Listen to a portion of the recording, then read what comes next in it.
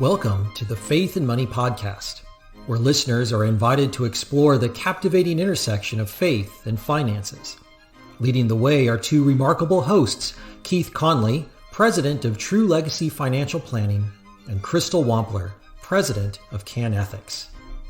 Faith and Money explores a diverse array of financial topics, always placing Christ at the center of our discussions. From the basics of budgeting and investing, to the transformative power of charitable giving and the dynamics of entrepreneurship, we explore it all. Keith and Crystal invite guests who are thought leaders, financial experts, and individuals who have successfully integrated faith and finances, offering practical tools and inspiring stories to guide you on your own path. If you find the Faith and Money podcast valuable and entertaining, please subscribe and give us a 5-star rating. By subscribing, you'll never miss an episode, and your rating will help us reach more people, empowering them to align their faith and finances. Now, without any further delay, here's Keith and Crystal. Welcome to this episode of the Faith and Money Podcast. My name is Keith Conley. I am the president and founder of True Legacy Financial Planning. My famous co-host, Crystal, unfortunately can't be here today, but we have my new friend, Scott Maderer. Scott, how's it going? It's going good. It's hot here in Texas, but it's teasing us today. There's actually cloud cover, so it's like it's pretending like it's going to rain, but I don't think it's actually going to rain. Well, I'm here in Orange County, California, and we got a hurricane. That's true. Y'all did just have a hurricane run through. I'm from the East Coast, and where I'm from in the East Coast of Pennsylvania, we never really got hurricanes, but we got tropical storms, and by the time we got to the hurricane here, it was a tropical storm, but we're not used to getting rain in August. Mm-hmm. This is insane.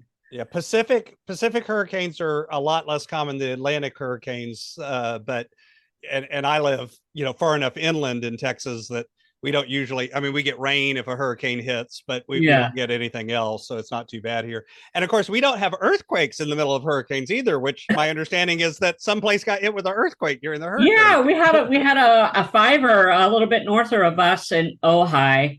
My wife yelled at me because I called it Ojai. It shows that I'm not really a California native. I'm actually pretty proud of that. But yeah, that was a little bit north of us up in the Santa Barbara area. They had a 5.1 or something earthquake in the middle of the storm. So good times.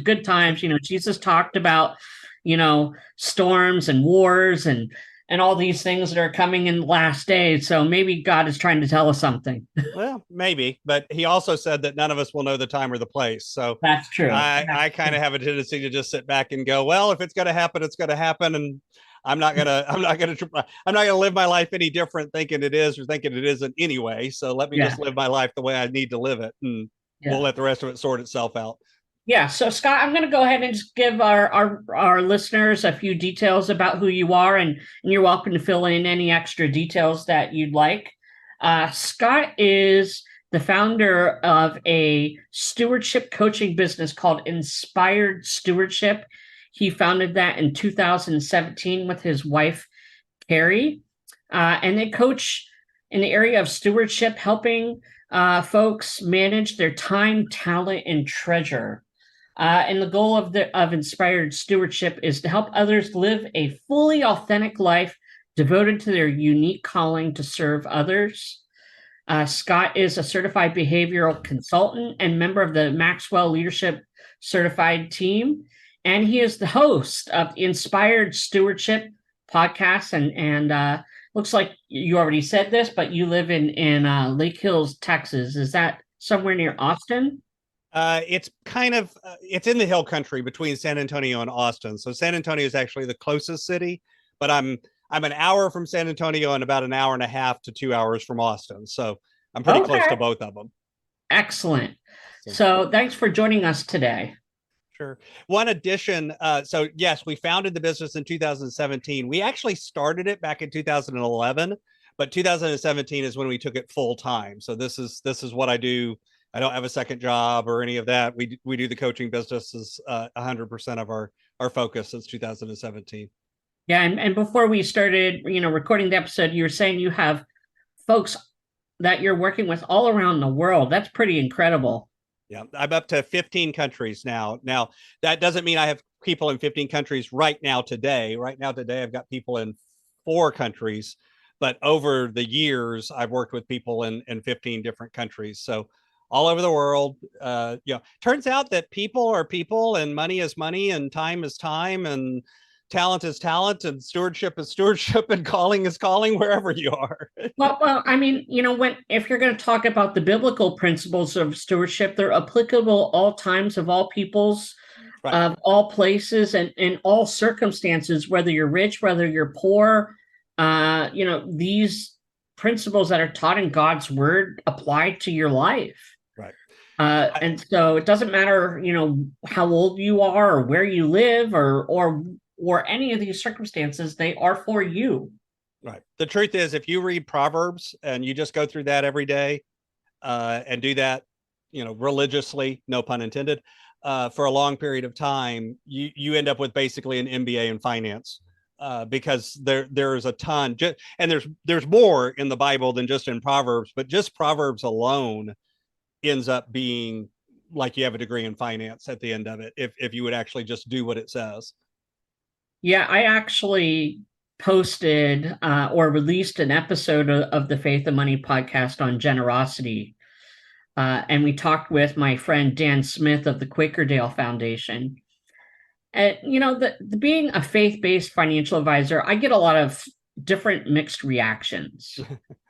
I get, oh, you just want to be promoting, a false gospel, the prosperity gospel. Or they want to say, God doesn't care about my money. He just cares about my heart. And I posted this episode on generosity, and the comments I was getting on social media, wow, it was just incredible how strongly people were reacting in a negative way. It was just incredible. And they hadn't even listened to the podcast. But the fact is, our listeners are accustomed to hearing that the Bible has over 2,000 verses on money, wealth, and generosity. And God cares intimately about our money, not because God is a tyrant, not because God wants to hold back from us, but the way we manage our time, talents, and resources is an indication of our faith and trust in God. Well, I would actually say that the reason God cares about our money is because God cares about our heart. Correct. In other words, if you say, well, God doesn't care about my money, God only cares about my heart. Yes, I agree with that. Problem is not God. The problem is us. Correct. So we have a tendency to put our heart where our treasures are. That sounds familiar. Like where we're putting our money, where we're putting our time, where we're putting our energy, where we're putting our focus tends to take first position for us.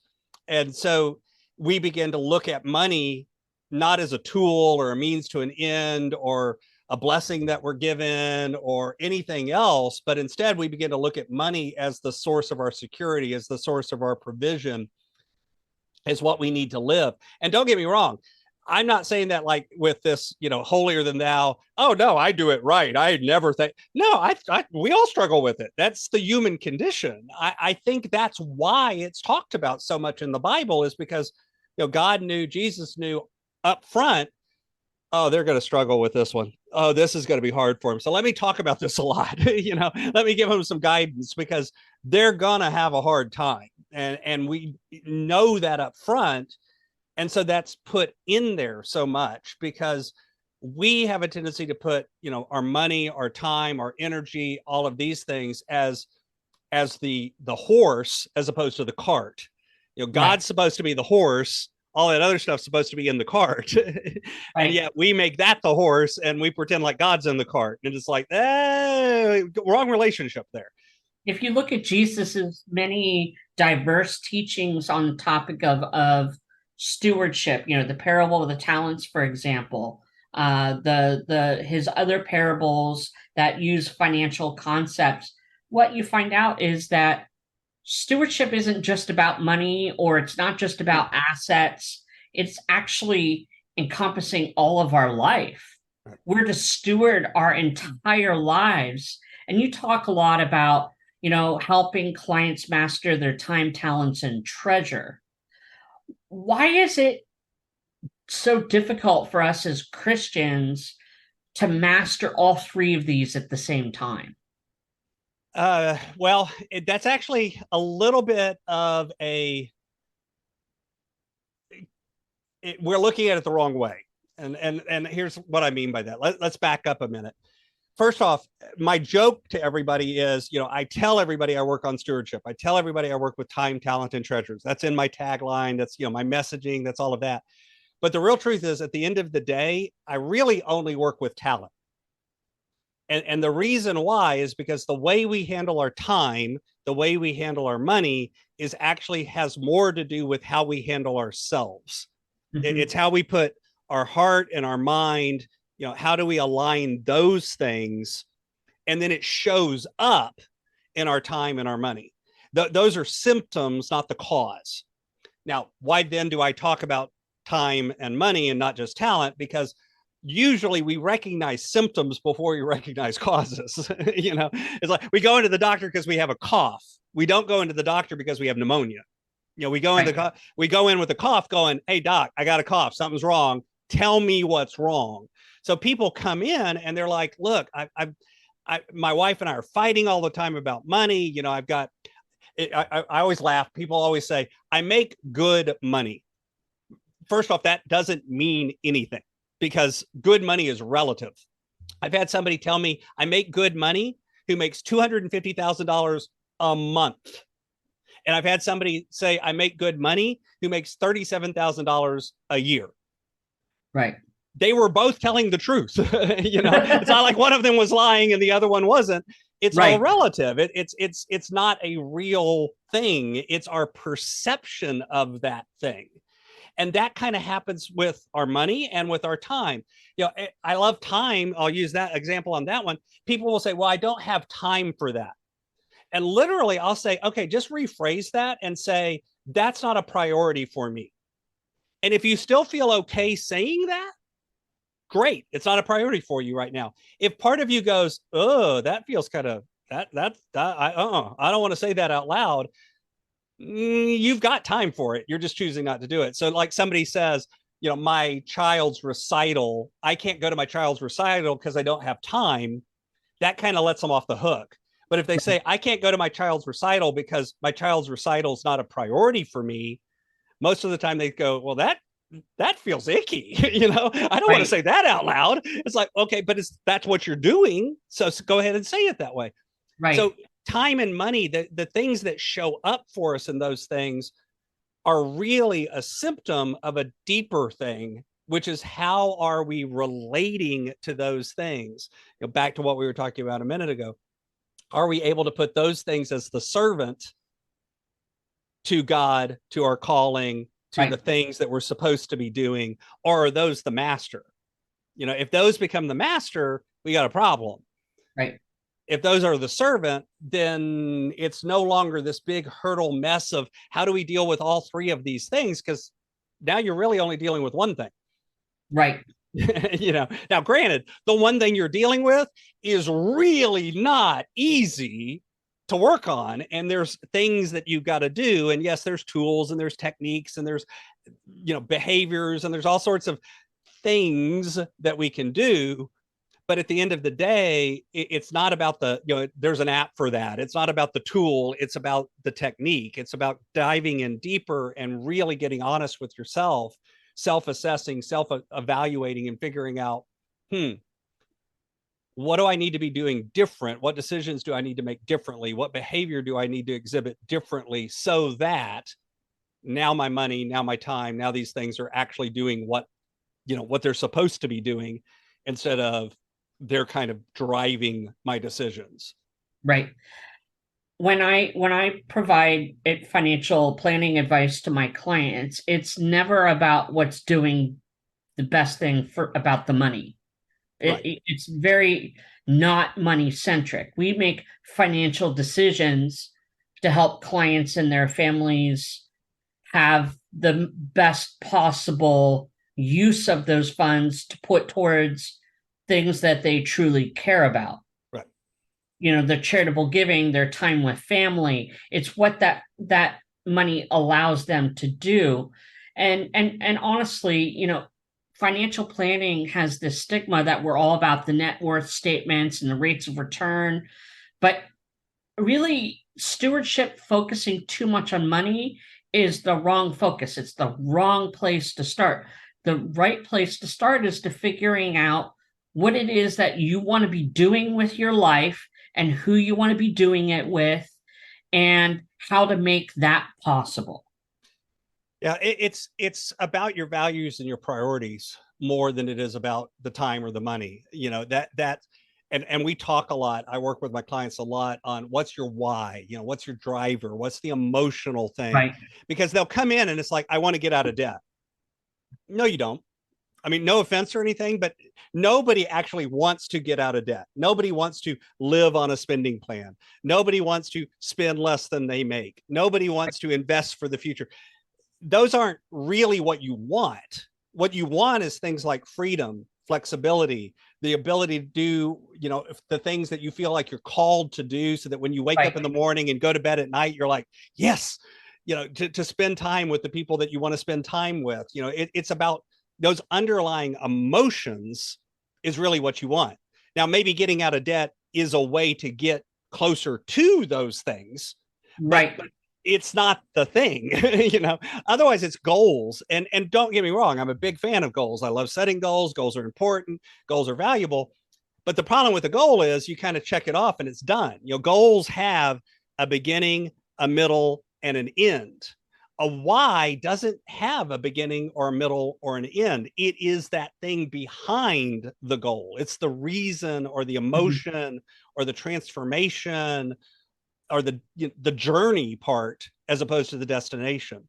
Right.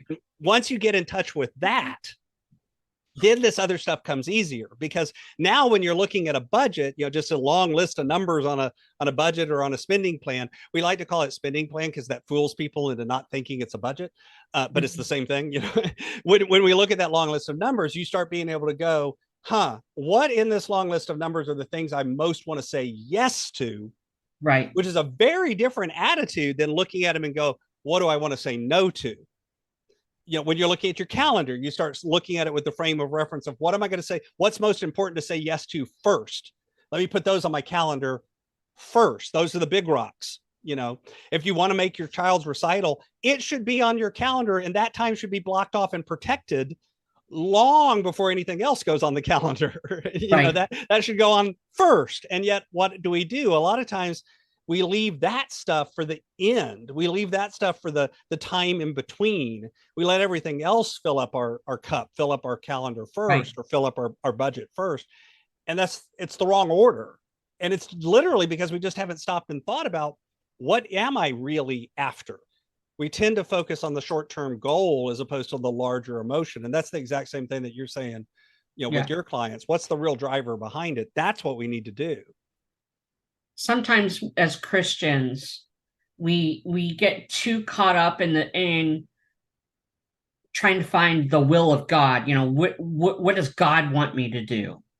And I think it was Martin Luther who used to say things like, you could do whatever you want as a Christian.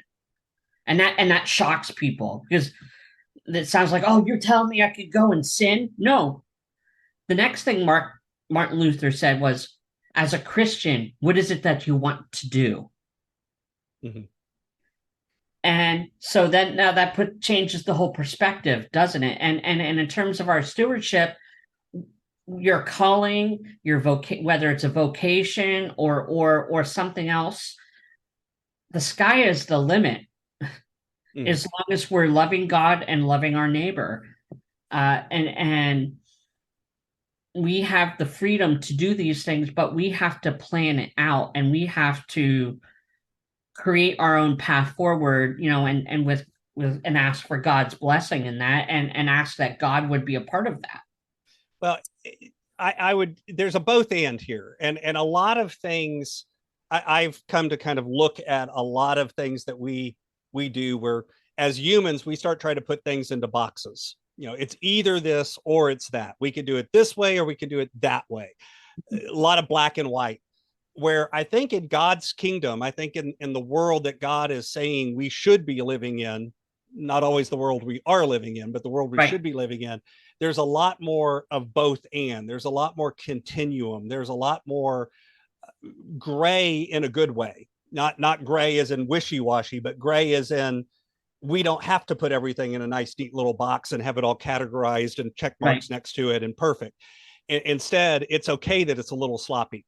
It's okay that it's both of those things at once. So as an example, I don't think there's anything wrong with, praying and trying to find God's will for your life and looking at the directions and the things that God has put into your life. I think that's a valuable exercise. Absolutely. And I think there's a lot of cues, usually in the form of other people and things that have happened that you may not even have really thought about. So it takes some time and some energy to reflect on this and draw those out that, that kind of bubble up. And it's like, oh, I should be doing this. Now, at the same time, I think what we confuse is that the thing that we need to be doing that kind of is put up on our heart has to exactly show up and align with the thing that we're doing that maybe is bringing an income and a career. And it's like, there's actually nothing that says those two things have to be the same thing. There's nothing that says those are equivalent. Our career, the word career actually comes from the root word that means cart, to get from point A to point B. It's about getting something. The word vocation, which we would now call calling, comes from the word vocal, vocal. It's the same root word as to speak. It literally means the thing that God is speaking into your life. Those two things could be the same thing. They could be not the same thing, or they could be related to each other, but not exactly the same thing. They show up in different ways in our lives. So, like, as an example, I do believe that God has put a calling in my life to help people, to serve people. I'm really good as a coach at coming in beside somebody and asking just a few questions a lot of times. And all of a sudden it's like, they're like, oh, that's perfectly clear what I should do now. And I didn't tell them. All I did was ask questions. But by asking the right questions, it's like, oh yeah, duh, that's obvious. Now I know exactly what I should do. Thank you so much for telling me. And I'm like, I didn't tell you anything. All I did was give you some questions to think on. And by thinking on them, you arrived at the answer for you. So that's part of my calling. That's a skill and an ability that I have. But here's the interesting thing. I was a school teacher for 16 years. Guess what? That calling showed up in that career too. Right. And then I was in leadership for 11 years in a senior position and an executive in a company. And I led leaders who then led a team of people. Guess what? My calling showed up there too. Now, did it show up as completely in either of those positions as it does today? No, not really. I think I live it out more today than I did then, but there were still echoes of it even back then. And, my mom will tell you, her comment is, Scott, you started coaching when you were like 8 years old. You were the guy that, everybody came to, everybody wanted help from you. That was me. I was always that way. I did that through high school, through college. I was always that guy. I just didn't call it that because I didn't know that, I didn't give it a name because I didn't know what to call it, but it was there. So that's an example of what I mean of it's not purely my career at every point in my life. And yet there's echoes of it in those other points as well. That's what I mean by both and. It's not as simple as we try to make it of, I can live out my purpose and my calling and God has blessed it, or I can have a career and make money and, God has blessed that and never the twain shall meet, and it's like, no, well, sometimes they do, sometimes they don't. Neither one of those is good or bad. It's just, how is it playing out in your life at this point in time? Right. Because that's the other thing. It's a film strip. It's not a snapshot. Just because it's showing up a certain way today doesn't mean that's the way it's going to show up in the next 5 years. That's exactly right. And God uses our experiences and to shape us and to direct our paths. I think about my first job. Sometimes people will ask me, what was your first job? Did you work at McDonald's or did you work at the local grocery store? No, I was a business owner. I mow people's grass. Yeah. Yeah. I did, I started my first business when I was 12. And but then I went to pastoral ministry. I went to Bible college, I went to seminary, and I was serving in churches, and now I own a business doing financial planning from a biblical perspective. Mm-hmm. And I'm looking for my own clients. I'm going and I see, wow, that job, that vocation, or it wasn't a career, it was a part-time high school gig, but that has informed who I am today. Mm-hmm. Mm-hmm. And you just see, wow, God was so gracious to me in giving me that experience. Mm-hmm. So let's talk a little bit about a little bit more details about time, talent, and treasure. I mean, there's a lot of things we could say, but regarding time, how do you manage to get more done, but also to not get more done, but get the right things done? Excuse me. Yeah. So I think that's actually one of the big misconceptions with time is we a lot of times we focus on getting more done, that let's get it all done. Think about it. This is the language we use, how are you going? Oh, I'm busy. Oh, it's busy.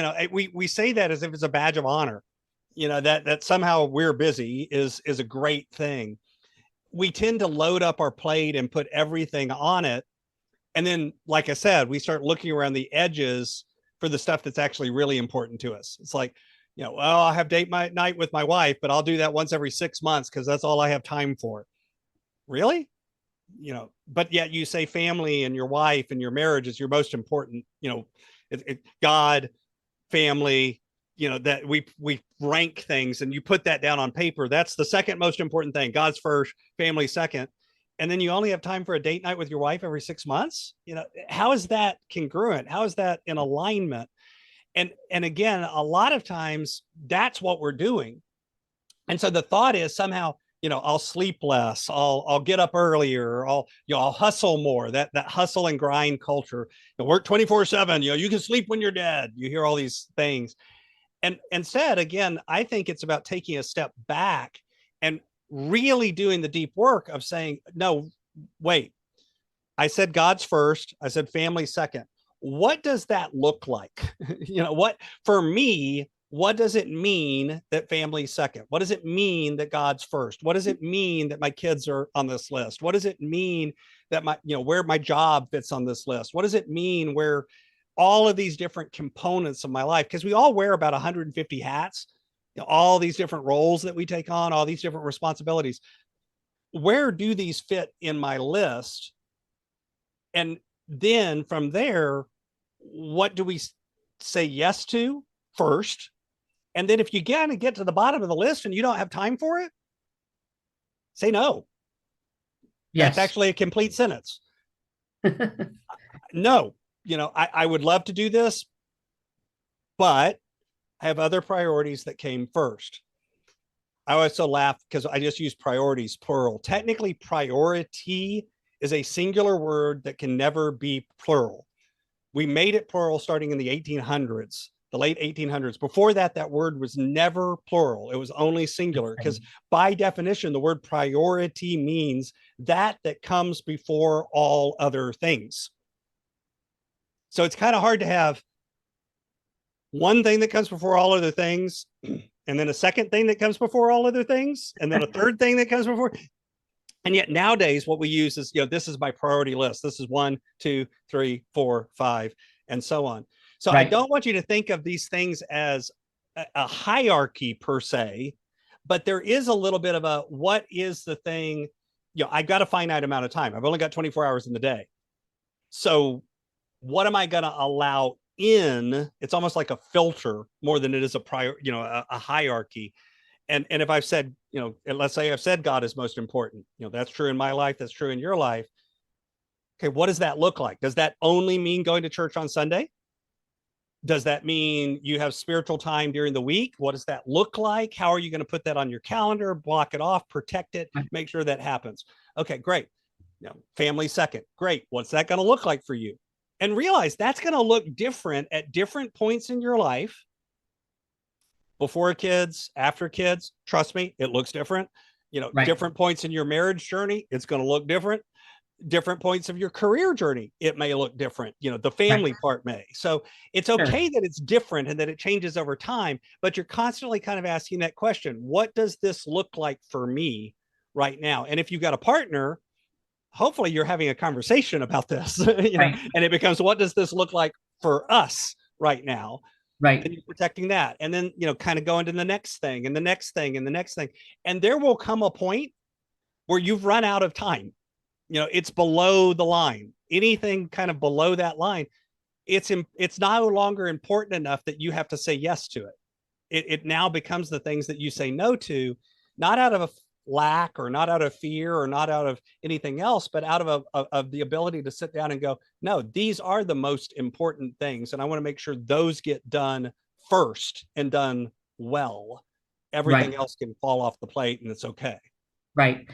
When I'm thinking about the business, it's just me and my partner. We don't have support staff, but I have people who are doing things for me. Mm-hmm. I have my virtual assistant who's doing some scheduling and some cold calling.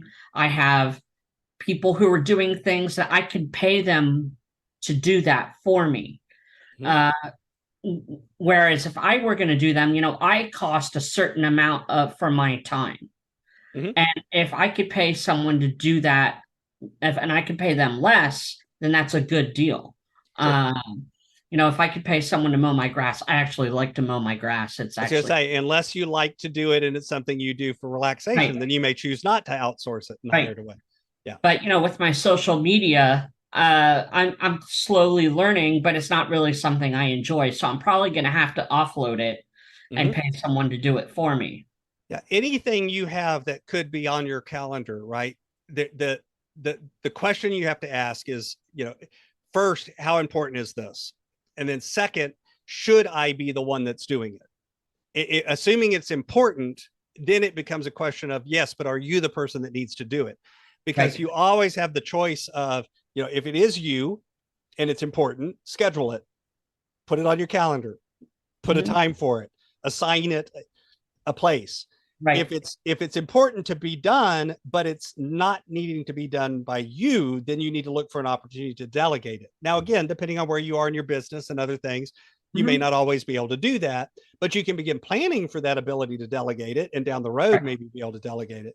And then if it's something that it's not really that important, well, then dump is the third option, which is back to that saying no thing. You just choose to not do it. Just allow it to fall off the plate and say, okay, I'm just not going to do that. Yeah, I don't want to give you the wrong impression. We homeschool our children. And so I work from home. My kids are home. My wife is home. My in-laws are home. My dog is home. And we don't have our house isn't like a disaster, but it's not always spick and span. If the laundry doesn't get put away for 2 days, okay. But are the kids educated? Are they learning to serve and love the Lord? Yeah.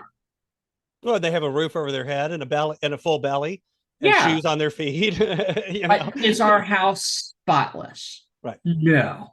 Well, and that's again, you have to make those choices. I have worked with clients that, as an example, have driven a really nice car, lived in the biggest house in the neighborhood, had great jobs.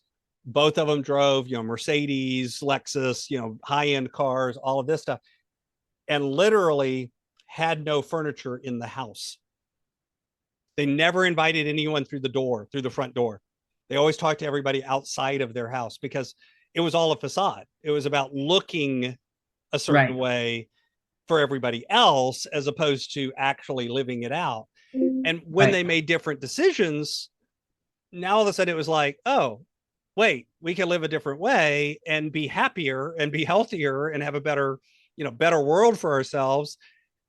it wasn't about, quote, giving up the fancy car. It was about making a different decision about where their values and where their priorities lie, so that they could bring things into alignment. And then all of a sudden, by the way, they ended up several years later in just as nice a house with just as nice a cars, but they also had furniture, and I, they, in other words, they said he was a high-end attorney and she was a doctor. They had a huge shovel, Yeah. But I've also worked with people that have much smaller incomes, and it's still the same sort of decision making. This is one of the beauties of looking at it from that kind of process point of view or thinking point of view, whether it's time or whether it's money. We all end up, there is a finite point for all of those. They are finite resources. At some point, you're out of money or you're out of time. Right. Different points for different people, but at some point you're out of one or the other. Right. So let's move forward to the topic of talent. We've already discussed this at some length, but how can our listeners identify what really is their calling for their lives? So there's kind of two exercises that I like to use, and all these are ones you can do on your own. So if you're listening right now, you don't have to, this isn't anything fancy in a way. And there's more to it than I can kind of cover in this, but I'll give you enough that you could actually go apply this right now if you're struggling and kind of going, I know I have something I'm supposed to be doing, I'm just not really sure what it is. So the first step is to look backwards. We talked about that earlier, that out of our past, a lot of times there's clues that bubble up. So it's literally just brainstorming. What's every job you've had? What's every volunteer activity you've done? Things that weren't actually jobs or even volunteer things, but things that you do, hobbies, other activities. Get them down on paper. And then kind of ask yourself two questions. The first one is, when I was doing that, what did I love about it? What was fun? What was interesting? What was entertaining? And by the way, even if there was a job that you absolutely detested, hated, couldn't wait until you left it, there's probably still something about it that you actually enjoyed. Find that thing and put it down. Then ask yourself, what did I not like about this activity or this career? And converse is true. Even if there's something on there that you actually loved and you're like, this was the best job ever, there's probably something about it that you didn't like so much. So find that and put it down. You can always find those nuggets. And by the way, if there's 3 or 4 things or 7 things or 22 things, doesn't matter. This isn't to find the one thing, but it is find at least one thing. And then brainstorm all of that. Go back to that and kind of look for patterns. Look for things that consistently show up in different ways and maybe in different language, but it's kind of the same underlying thing in the love area and in the hate area. What patterns are there? So that's kind of clues from the past, because out of that love and out of that hate will be some information about things that you probably have a gifting to. There are things that, God has put the ability in your life to do it. And probably when you start looking at it, you're going to think to yourself, well, everyone can do that. Or, well, this is so easy that I don't understand how this could be something that, could be a gift. That's proving, by the way, that it's your gift, because it doesn't come that easy to everybody else. It's that thing that you look at, and you go, oh yeah, it's obvious. And everyone else is looking at you like, it's not obvious. Okay. That's a lot of times how our gift shows up. So that's kind of looking backwards. Then I want to turn it on its head, and that's to dream forward. So the way I like to ask it, I ask what I call the airport question, which is, and again, you can sit down and write this down yourself.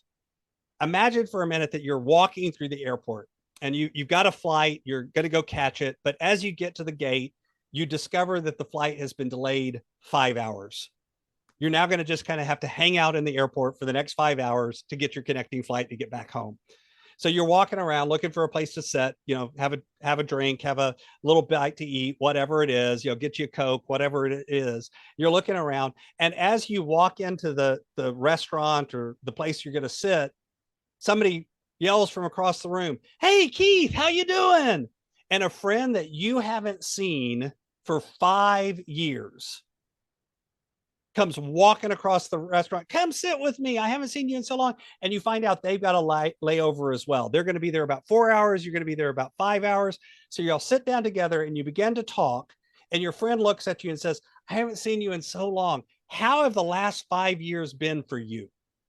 And your answer is, these have been the best 5 years of my life because.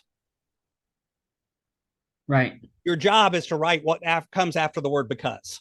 Right. What would make those 5 years, the years that you would answer that question fully, honestly, and completely? These have been the best years of my life. What would you be doing? Who would you be doing it with? What would it look like? What would it sound like? What would it taste like? And those two things together start giving you a picture of what you're probably called to do. What I'm hearing from you, and I like this point, is you got to write it down. Absolutely. You have to write it down. Don't get out Word, Microsoft Word. Get a paper and a pencil and write it down. Maybe you'll put it on type and type it out later, and maybe a prettier, more easy to read format, but write it down. I can't tell you how often I write things down and I don't look at it again, but because I wrote it down, it's in your head. It's in my head. I've ingrained it. I've processed it, and it's a part of me. Now, I will give you one exception to that. So some folks, if you struggle a lot with handwriting, this is one where I would encourage you to not type it. Okay. But here's the alternative way that actually does a similar thing from a neurobiology point of view. And it's called speak it. In other words, what I would say is your alternative, if you're like, oh, but I don't want to sit down and write this, that's painful. Okay. Get out a voice app on your phone or on your computer. Put a microphone on, go for a walk, with your phone and your headphones on, and just talk out loud. Answer the question out loud. Sit down with your partner and have a conversation about it, but record it. That's the only alternative. But handwriting is actually best, and the neurobiology will tell you that because it's activating different senses of the brain and different components of the brain. But if you can't handwrite it because you have a disability or dyslexia or something else that's going on that keeps you from being able to do that, your second best alternative, and it does work, is to speak it and answer it that way. And especially if you can sit down with a trusted friend or colleague or your spouse or somebody like that and have a dialogue, that actually cements it really well as well. Typing is your third choice. And it's, literally like, my first answer to people is handwriting. You can't do that. Great. Speak it. You can't do that. Then do this. Right. Because just from a neurobiology point of view, you connect with it more in that order. Yeah.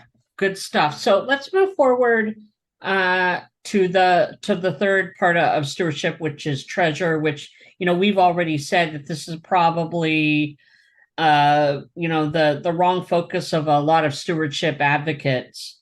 But there are many different types of treasure. I treasure my wife and my children, and they're I don't own them, but they're a part of my life, and I manage them and my relationships with them. But treasure could be relationships outside of the immediate family. They could be real estate. They could be any number of different things. But let's talk about faith and money here, because this is the Faith and Money podcast, right? So, Scott, what is the best way to manage your business and personal finances? The short answer to that question is being proactive rather than reactive. The biggest hurdle that a lot of us have when it comes to our money, and you're right, treasures is bigger than just money, but let's focus on the money for a second.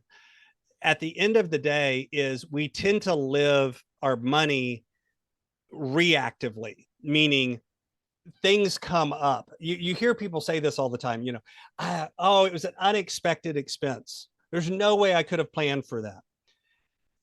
What my answer to that would be, that's almost 0% of the time true. It is true a very, very small percentage of the time. I'll give you an example. How many of you have had your car break when you weren't ready for it? And you're now looking around going, I've got a car emergency because my transmission just went out.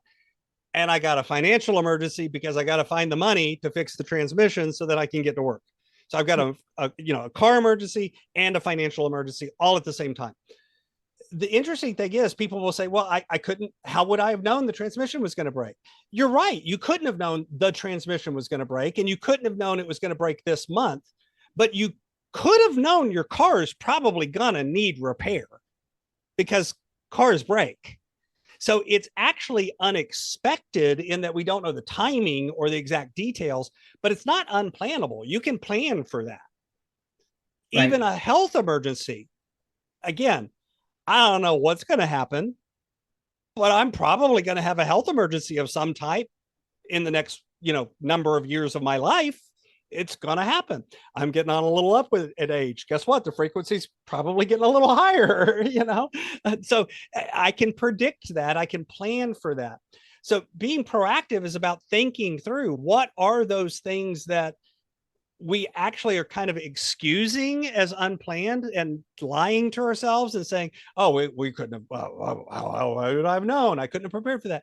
Yeah, you can. You actually can prepare for that. You can lay that firm foundation and you can begin to move forward in a more proactive way.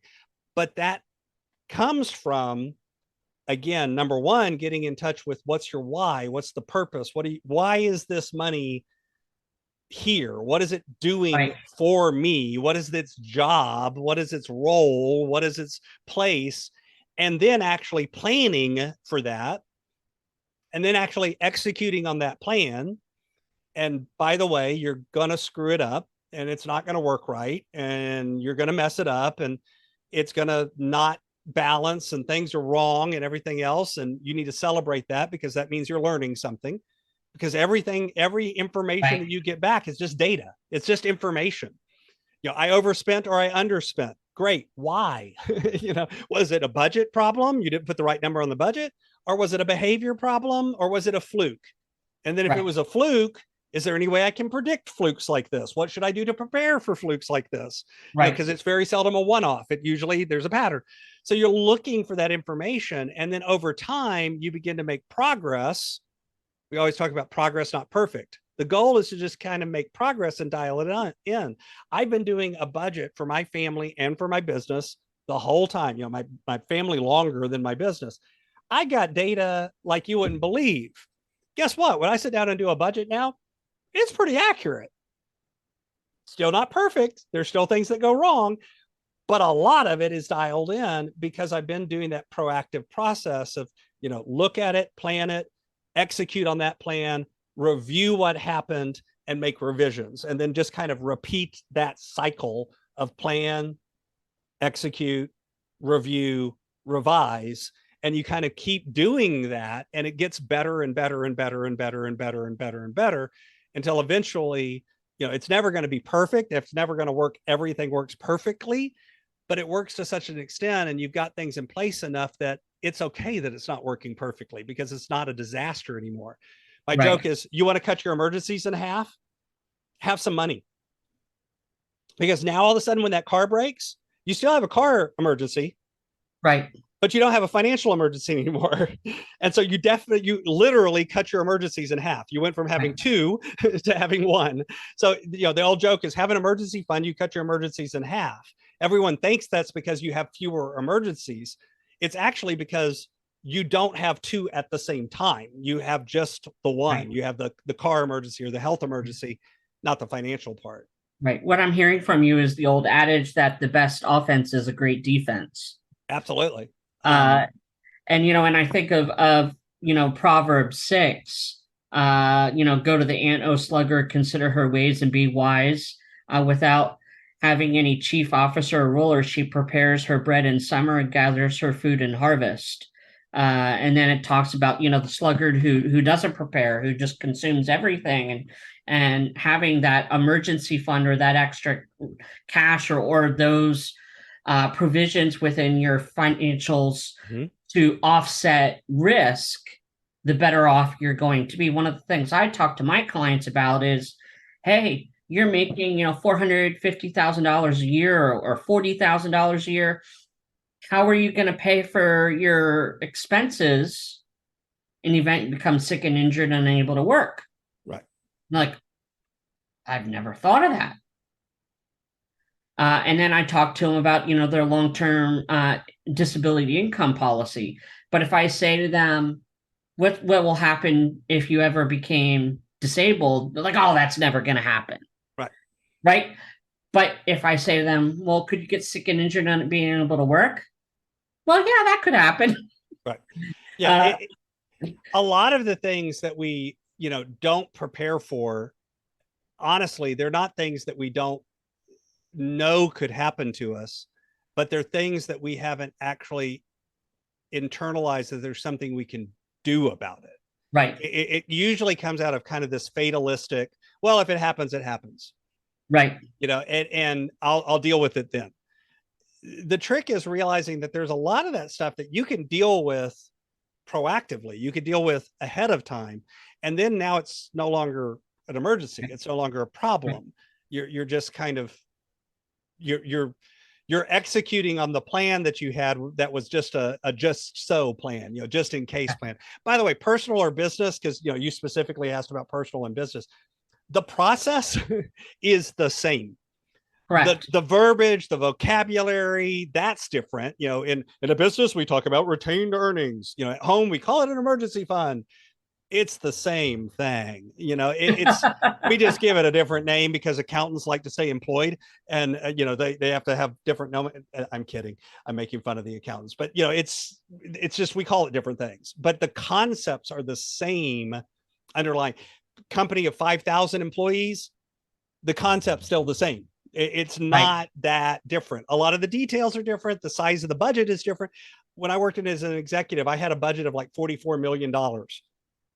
It's still a budget. I still had all the same questions to ask and answer as my personal budget that was not $44 million. If that makes sense. Yeah. So this has been an amazing discussion, Scott. Let's tie all these things kind of get together, and how does your faith affect your coaching in these areas? So, I do not make a big deal out of trying to explicitly coach only Christians or only from a Christian viewpoint. At the same time, I look at my coaching as an outreach of my faith. I try to treat my coaching with that. I want my coaching to reflect the glory of God, the glory of Christ in everything I do. I want to be able to look at people and not judge them. I want to look at people with love. I want to look at people with compassion. I want to be able to treat people in the way that they want to be treated, not just the way I want to be treated. I actually think it's a deeper thing to look at people and go, how do you need to be treated? What do you need? As opposed to what do I, how do I want to be treated? The old adage is treat others the way you want to be treated. I think it's better to treat others the way they want to be treated. Looking at it that way, I've worked, again, like I said earlier, with folks in 15 countries. Vast majority have been people of faith, but I've also worked with folks from other religions, from other faiths, and folks that have no religion at all. And my idea is still to approach them with, I am a man of faith. I believe in God. I believe in the Bible. I may quote scripture. I may talk about a biblical principle and make it explicit that it's from the Bible. And you have to be comfortable with that because that's who I am. But at the same time, I don't want to make you be, who you aren't. What I found is over time, I've actually worked with some folks who had never set foot in a church, had never read a Bible, had never, would not believe in God, that kind of thing. And by the end of our coaching relationship, they were open to that idea. They were no longer looking at a Christian and saying, they're judgmental, they push people away, they're angry, they're this, which I think, quite frankly, a lot of times we come across that way as Christians, and we can come across in a way that ends up pushing people away. And so I try to use it as a fundamental way of inviting people into relationship with not me, but with Christ, with God, with a power that's greater than any of us. And that's going to look different for different people and be a different journey for different people. And that's okay. Right. Because at the end of the day, I try to remember God is God. I'm not. My joke that I tell people all the time is, I'm sorry, that one's above my pay grade. So when it comes to making decisions about other people's life, that's above my pay grade. I don't get to be the one that does that. All I can do is live out, my life and in the circle of relationships that I have, and hope that that's good enough. Yeah, thank you. Scott, can you tell our listeners what working with you is like? What is your process, and Sure. And how do you work with your clients? Absolutely. So I actually set up a landing page over at inspiredstewardship.com/faith that kind of will let folks invite them into this. I start with a 30-minute consultation. I call this an assessment meeting. It's really just to answer questions for folks, find out a little bit more about them and their situation, answer any questions they have, figure out whether we should work together. It's a no pressure. I don't make people make a decision on the call, that kind of thing. It's a low pressure thing. Assuming after that folks want to work together, most of my clients work with me for at least a 3-month foundational coaching. I found that it takes about 90 days to kind of make some progress. Obviously, in that we have a lot of different meetings. There's homework that I give. See, I'm still a school teacher at heart. I still give homework. There's homework that I give. There's assignments that you do. There's things you work on. If it's a couple, you'll work on them together. And then kind of at the end of that, a lot of my clients continue on with me in what we call accountability and growth, which I've had clients now. I've got one that I've been working with for 8 years, where we continue to have an ongoing relationship around accountability and continuing things that are going on. So a lot of my clients stay with me after that 3 months, but not all do. So it's not a requirement. It's just something that a lot of them do. Yeah, we'll be glad to share your website. We'll be glad to share your podcast with our listeners. I'm always a big fan of listening to multiple podcasts. Absolutely. People ask me what podcasts I listen to. I think I probably have 12.5 that are on my list. Do I listen to all of them at the same time? Probably not, but I know that all of my listeners always listen to Faith and Money. So thank you so much for coming on to the podcast, Scott. This has been really just a great discussion. I know that we've brought a lot of valuable content, and I know that you're doing great work, and I thank you for the work that you are doing and for being with us today. Absolutely. Thank you so much, and I hope your listeners get something from it. Yeah, and if you're listening today and you want to reach out to Scott, I would encourage you to do that. You can always contact True Legacy Financial Planning for any of your faith-based financial planning needs, including life insurance, long-term disability income, financial planning, investment management, and generational wealth transfer planning. Until next time, we'll wish you well and God's blessing upon your life. Take care. Thank you so much for joining us for this episode of the Faith and Money podcast. But remember, our conversations don't end here. We invite you to continue exploring these fascinating subjects by subscribing to our podcast. By subscribing, you'll never miss an episode, ensuring that you stay connected to our community of like-minded individuals seeking wisdom and guidance in their financial and spiritual lives. And while you're at it, don't forget to rate and review the Faith and Money podcast. Your feedback not only helps us improve, but it also allows others to discover and benefit from these enriching discussions. Your words have the power to inspire and empower others to embark on their own journeys toward financial well-being and spiritual fulfillment. Lastly, we want to extend a heartfelt invitation to join us for future episodes. We have exciting guests lined up who will share their unique perspectives and experiences. Together, we'll continue to dive deeper, challenge conventions, and uncover hidden truths that can transform our lives for the better.